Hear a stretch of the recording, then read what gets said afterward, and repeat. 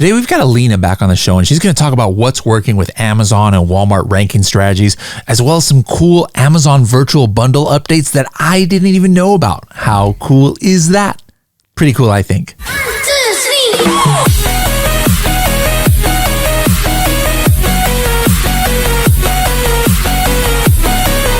Did you know that just because you have a keyword in your listing, that does not mean that you are automatically guaranteed to be searchable, or as we say, indexed for that keyword? Well, how can you know what you are indexed for and not? You can actually use Helium 10's index checker to check any keywords you want. For more information, go to h10.me/index checker. Hello, everybody, and welcome to another episode of the Serious Sellers Podcast by Helium 10. I am your host, Bradley Sutton, and this is the show that's a completely BS-free, unscripted, and unrehearsed, organic conversation about serious strategies for serious sellers of any level in the e-commerce world. And we're going to the other part of the world. I believe she's in Romania right now. We've got Alina back on the show here. And what city? I'm trying to remember. What city in Romania are you at? Sibiu. How far away is that from like the Dracula castle that I've always wanted to visit? Very close, like 100 kilometers. Okay, all right. So yeah, all right. If we visit your family over there, I know we've hung out in Turkey, yes, another place and around the world, but not in your home country. So I definitely want to visit over there. Now, guys, if you want to get her full backstory, we're not going to go too much into it today because she's been on the podcast before.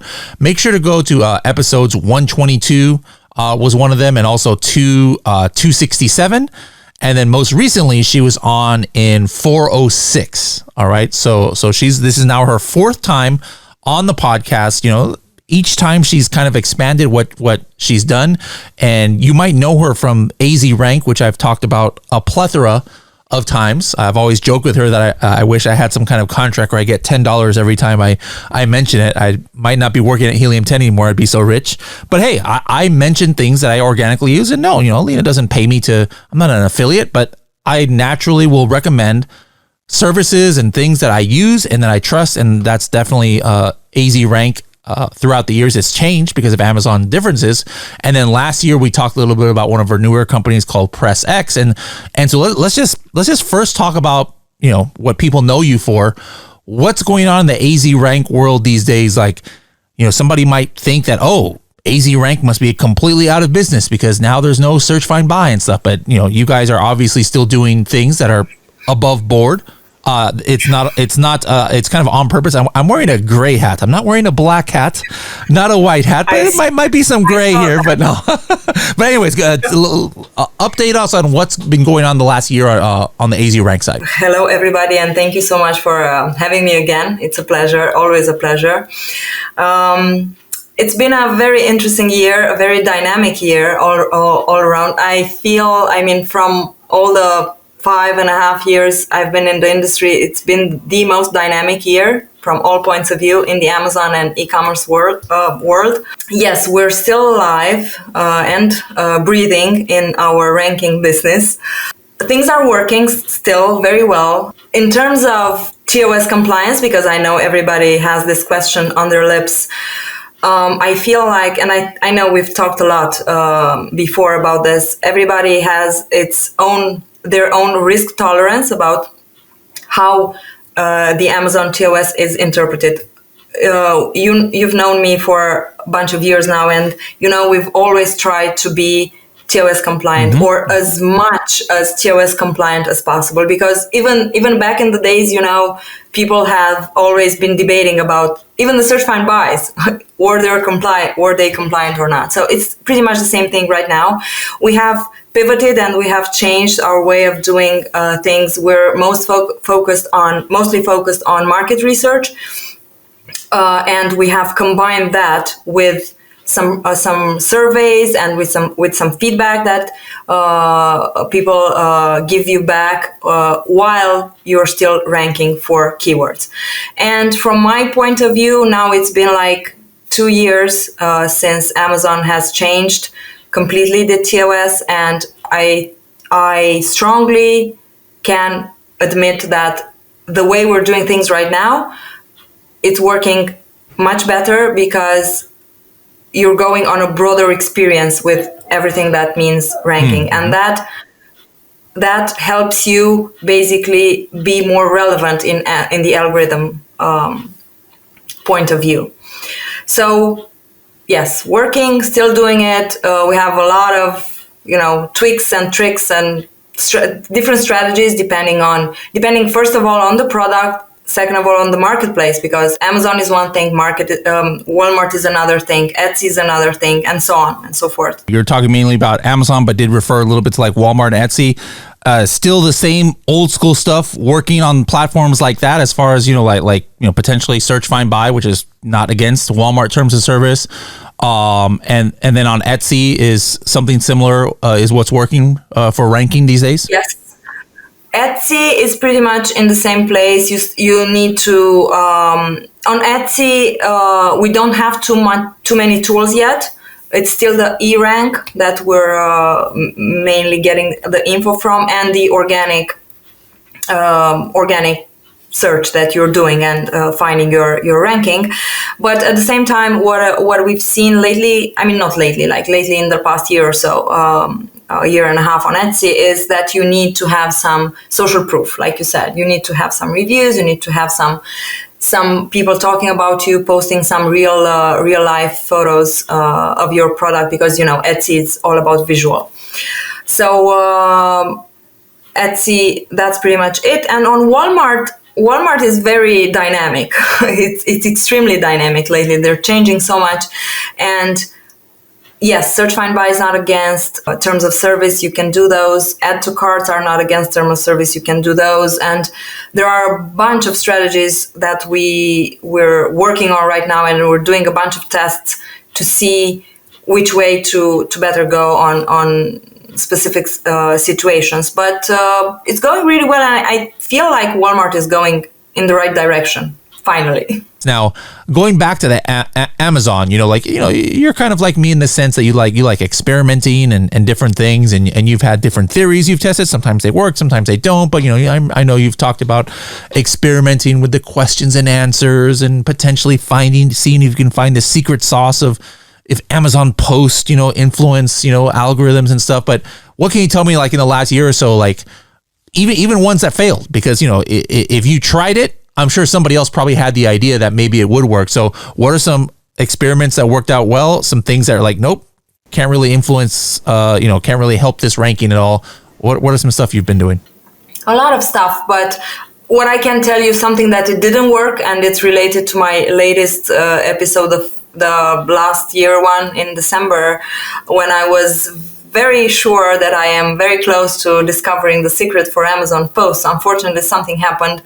I think in the algorithm, at one point it just didn't work anymore. If you're already doing the Amazon posts, go on and do them. If you don't do them at all, maybe it would be a good idea to have that content out there and more visibility for your brand, but not in the terms of doing them just for ranking. I couldn't find the secret sauce yet. Hopefully it's still going to be out there. What I found to be working real well is something about virtual bundles. I know we've talked about that a lot lately in the past. So virtual bundles, before pretty recently, I couldn't say exactly when, but before recently, you couldn't shuffle the quantity of the same product within a virtual bundle. Yeah, because I know, like, let's say I've got a coffin shelf and a coffin bath rug. I could make a virtual bundle, and it's one each. Now, are you saying that I could do a virtual bundle with 10 each, or I can do a virtual bundle with 10 of one and 1 of another now? Both. Oh, really? Huh. You could also make a virtual bundle out of 2 coffin shelves only. Of the same ASIN? Yes. Really? Well, since when? I haven't even been. You see, that's what happened. That sometimes boggles my mind. Like Amazon. Obviously, we were just talking about how I had to delay you because I was on I was doing the weekly buzz. And you know, I Amazon announces so many things, and a lot of it is just like little tiny things. But like that seems like it would be a pretty significant announcement or a change. And I never saw that announced anywhere. Were you just like playing around with it, and that's how you discovered it? Here's the story. I think I told this like back 2 years ago in one of your podcasts. So I'm selling, one of my brands is in industrial and scientific, and I'm selling some lab supplies, which usually are pack of 10, pack of 20, pack of 100, because there's small stuff, you know? So I saw at one point that people were buying more of the same product, right? Like 2 units, 3 units, 5 units. But since the virtual bundles were there, I couldn't do a virtual bundle with the same quantity. I mean, more of the same quantity of the same product. So then I created some FBM listings with pack of 500, you know, and basically it was the same product, but I was sending the buyer 5 packs instead of a pack of 500. I was sending 5 packs of 100 because my pack of 100 was the product I was selling on Amazon.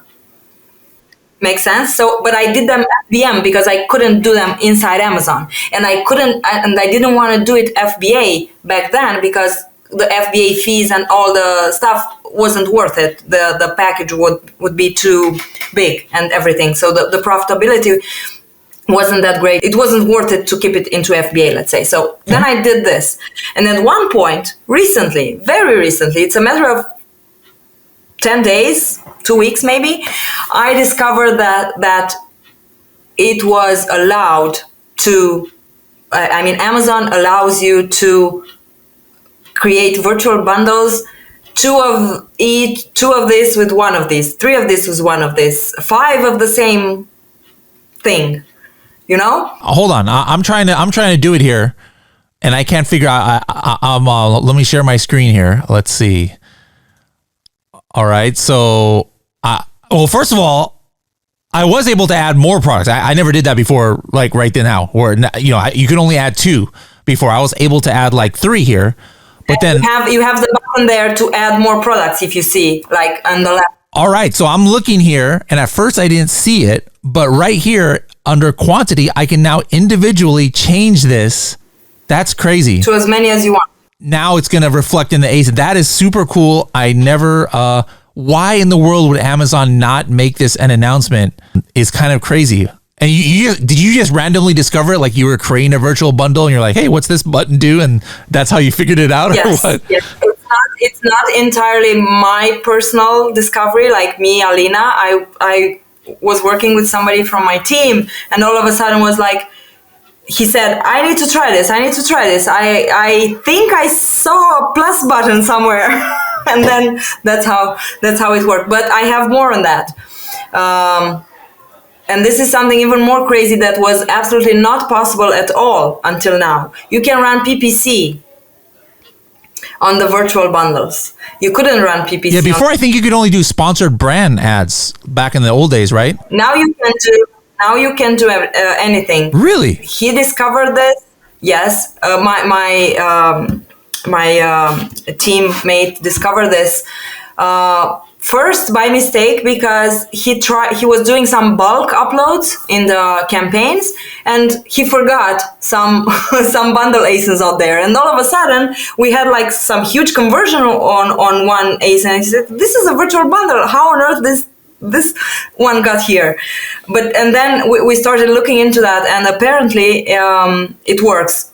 Mostly what I can guarantee for is it's working through a bulk upload. I don't know if you can add them manually in your campaigns or with some tools that you're using for the PPC, but with the bulk upload, 100% working. Yeah, I don't think you can do it in the campaign manager. I'll just double check her add products to advertise. Since I would check this. If anybody has some bundles that really work, I would definitely check this, because since these changes are happening, they might allow this. And then you've actually seen it then in the wild, where you see a sponsored ad and it's showing the virtual bundle as opposed to, so you like convert. Wow, okay, that's pretty cool. But bulk upload, then very interesting. Okay, so that's like super cool. Now, what about ranking? In the old days, it was mainly if you're ranking for one of the component units, like the coffin shelf. Let's say I had a double coffin shelf bundle. I could only rank. It's almost like a variation listing where you can only rank for one, and you can't rank for the virtual bundle. But I swear I've seen recently where I had a placement for the virtual bundle and the individual. Are you seeing that too? It's true. Yes. Now I've seen it, and I've seen it a lot. I haven't run any tests for clients, but on my product, since we have a lot of this type of bundles, I mean, in the hundreds probably, I see it a lot. So it's 100% valid for my category, at least. Again, I'm not sure for all categories, but I think it's out there for everybody. If you're ranking on a keyword with your main product, you can rank on the same keyword with your virtual bundle. Okay, cool. So really cool virtual bundle stuff going on. Any other like hacks that you can share with us that's been working for you? That these are not hacks, but like another strategy or anything else. Relevance is still the main thing that helps you with your product launch or relaunch or ranking campaign or PPC or whatever. If you're not relevant, you cannot do anything, basically.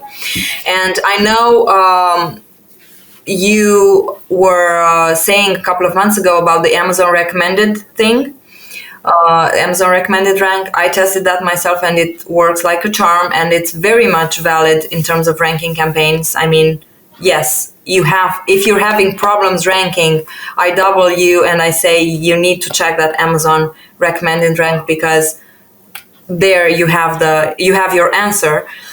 And something related to keywords, I would say make sure you stay focused. I mean, of course, all of us want to rank on hundreds of keywords, on thousands of keywords, on as many keywords as possible. But for Amazon, especially when you're launching a new product, you need to be very focused on a particular set of keywords so that you can find your relevance and your ranking juice. And then Amazon will start showing you on its own on some related keywords. If you have some root keywords, some good root keywords in your title, in your bullet points, then you will have ranking on a lot of additional keywords. As I said before, try to have a logic for everything. If the common sense and if everything makes sense to you, then it will eventually make sense for the other people and for the algorithm itself. What's been going on the Press X side? Like last year, you were doing a lot of cool work with getting a lot of traction on the press side. Is that still a valid tactic, using press, during launch or to promote products at all? After 1.5 years now, I can say that you should look at press, and especially Press X. I mean, since we're talking about Press X, but press in general, not necessarily as a conversion tactic or a launching tactic or a ranking tactic, but it's a brand awareness. It's an appearance. It's something that people want to talk about. It's traffic. If you're looking at sales, conversions, this type of numbers, and you're planning on making a press article or getting your product featured in a magazine just for sales, then I would say think again. Because, and especially if we're talking about a new launch, press, from what I've seen over a year, it's not necessarily for new brands. You can look at it if you're a very established brand launching new products. That's a different thing. You can very much look at it if you have a strong Shopify website or outside Amazon, and people know your brand and it's not just on Amazon only, then yes, you could look at that. You could also look at that, for example, if you have an extraordinary product, something that is unique, innovative, something that is very special, you can look at press too. And also, an idea maybe, you can look at press if you're looking at Kickstarter. I know it's very popular right now, but if you're planning a Kickstarter campaign, you can maybe consider also press to driving traffic to that Kickstarter campaign to make more money. So that's how press works. It's working better for some products, not that great for some other products in terms of, again, in terms of ranking, in terms of sales. In terms of traffic, it's there.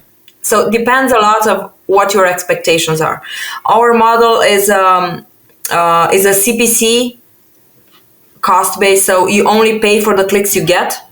It's not like a retainer fee. It's not a fixed amount. If your article drives only 10 clicks, that means, for example, $20. That's all the amount you're going to pay, and you're still going to get the article. And you need to consider that as the more articles you get, the more love you're going to get from Google.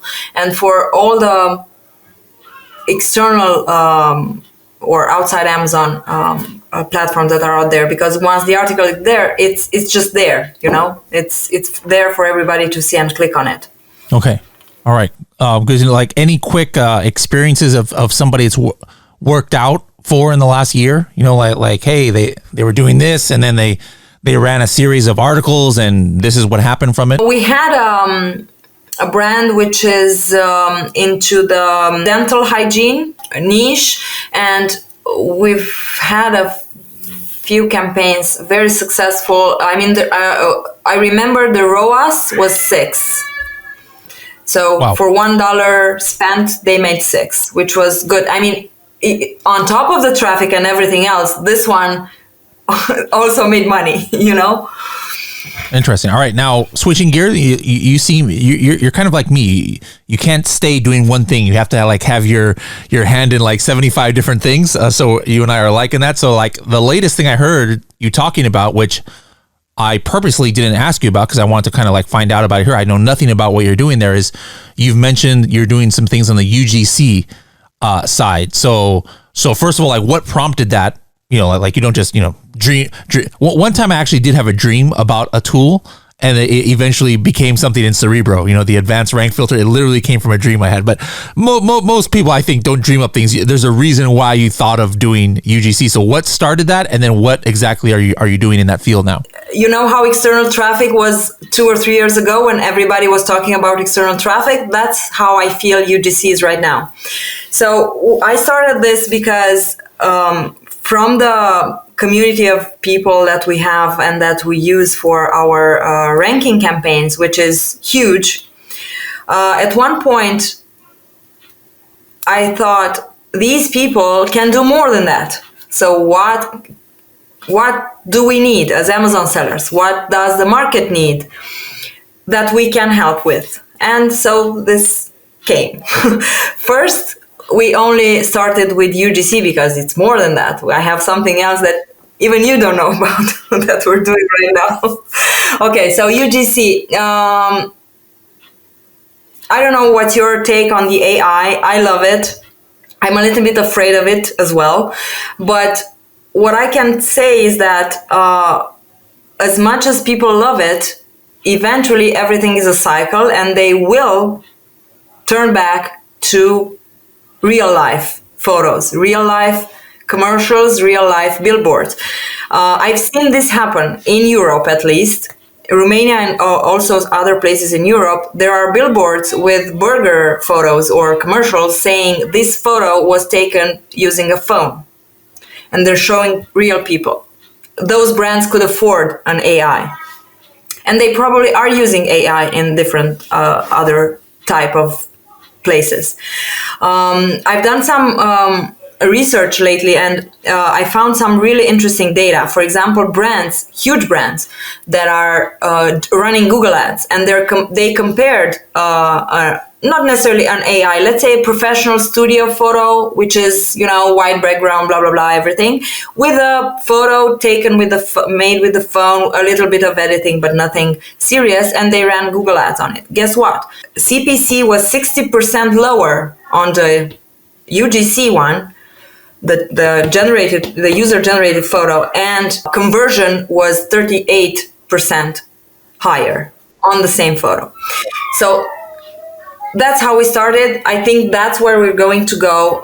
It's a lot. It's a lot of stuff that you can do with your UGC. We do photos and videos, especially videos that we recommend people using, filling Amazon with content on their listings in places where it's still free. For example, Q&A. You can answer every question with a video, and every event I go to and I speak, when I ask this question, I get a maximum of 5 people in the room answering, raising their hands, who uses this.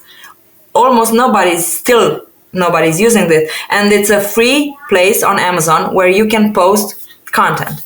And then there's the videos about your product line, right? Or it used to be called related videos, I think. I have brands. I have 8 and 9 figure brands I work with. They do not launch a product without at least 3 to 5 videos filled in that section. Because if you don't put them yourself, then your competitors will come and they will tag your ASIN into one of their listings, and then their video is going to show on yours. Interesting. So when I want to buy your product and I scroll down your listing, I'm going to find theirs. And maybe, I don't know, maybe it has a thumbnail that attracts me. And then I'm going to click on that and I'm going to go buy that instead of yours, you know? Yeah. And then, all that content, for example, all the UGC we do, if you want to, we can post on TikTok. Just like that, not on influencer accounts. We don't work with yet. We don't have those type, but we're working on creating a few influencer accounts from our people. But we're posting it there. As I said, you never know what happens on TikTok. Sure. We use hashtags. Everything can be there, and this is something that you don't necessarily have to come to us to do it. You can do it yourself. Mm-hmm. In the beginning, right? You can do your own Q&A videos. You can do your own unboxing or whatever, more explanations you want to do about your product and post it on your Amazon listing, and then just go post it on TikTok. It just has to be there. And then, of course, as I said, you can use it on Google Ads. You can do a bunch of things with it. One of the things I do believe it's very important nowadays is that we have so many tools, including AI, because sometimes you can combine these two, right? You can combine UGC and AI and have something amazing without going to a professional photo studio. I'm not saying that they are bad. They have their own thing, which they do is great and necessary. But for some things, you don't need to go to a professional studio to do it, and pay an arm and a leg most of the times, right? Now, before we get into your tip of the week, which you even prepared, so that means it must be a good one here, is can you just let us know how people can contact you for any of these 75 different things that we've been talking about today? How can they find you on the interwebs? So if they search for my name, which is Alina Vlaic, VLAIC, on pretty much everywhere, they can find me and message me in person, or I'm going to just say a website, which is azrank.com, contact form, or my email is alina@azrank.com. Feel free to contact me with every, critique, feedback, idea. I'm always trying to reply everybody as fast as possible. All right, what's your strategy of the week? A lot of people ignore Opportunity Explorer section in the Seller Central. I know all of us love the search query reports and everything that's it's out there, right? But when you're launching a new product, you don't have that data unless you use one of my older strategies that you can have. You can have the data, but I'm not going to go into that. When you launch a new product, you don't have that data, right?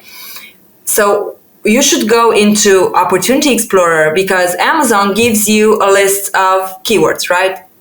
First of all, you need to identify your niche and your perfect list of keywords, because maybe your product will be in several niches. So you need to go there and find all the keywords that are relevant to your product. And those should be your focus keywords for your listing and for your PPC and for your ranking campaign. Because if that data comes from Amazon and it's basically given to you for free, if you use it, I'm pretty sure you have much better chances of success to become relevant in Amazon's eyes, rather than, I don't know, doing your own keyword research and focusing on 3,000 keywords at the same time and spending a lot of money. And that, again, that's valid. That starts with your listing and then your PPC and whatever other ranking strategies you may use. Something else that is maybe a little bit for advanced sellers, but I found it very interesting. I spoke about this at the last $1 billion Seller Summit. If you've mentioned Kevin King, it's something called Miracle.com. It's Miracle, but Mirakl.com. It's a dashboard that helps you expand your brand on hundreds of marketplaces all over the world with a click of a button. What does that mean is basically they create you an account, you have a dashboard, you list your catalog there, and they will take care of everything else. You just need to fulfill. You can connect it with your Shopify for now, but they can get you into, into Best Buy, into Target, into marketplaces that are very difficult to get in otherwise. Just give it a try, and I know a lot of people will find it interesting. All right. Well, Alina, thank you so much for joining us today. Very few people make it to 4 episodes on the podcast. That means that, you're a popular guest. No pressure, right? So you've made it, and I'm sure you'll be one of the ones to make it to 5. So we'll reach out to you at the end of next year, perhaps, and see what's going on with you. In the meantime, I'll look forward to seeing you hopefully at one of these upcoming conferences. And yeah, thank you so much for joining us, and we'll see you soon.